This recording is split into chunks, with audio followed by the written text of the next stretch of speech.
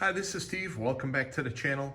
Today, just wanted to share a quick tip with you guys for anybody that's using a battery tender or one of the other brands of the battery maintenance chargers, and an easy way to wire them.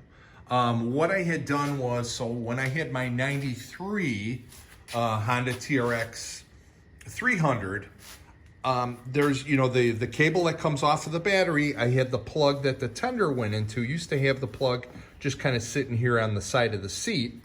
And, on the newer models, the seat comes off. There is the panel that covers the battery. And rather than coming out here, what I ended up finding out, and what I did was, so in the trunk back here, as you open it, there is an opening hole right here on the back. And this leads to the battery compartment. So when I attached the terminals to the battery, I routed the wire out here, made sure the fuse was on the outside here. Does not fit through.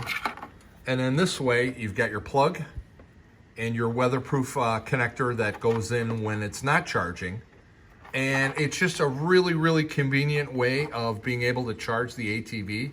When you're all done, you end up disconnecting this, you put the cap on, you stick the plug back in there, and you end up closing the door, and it works perfect. So really simple suggestion. It's been working for me great, so hopefully somebody will find this helpful.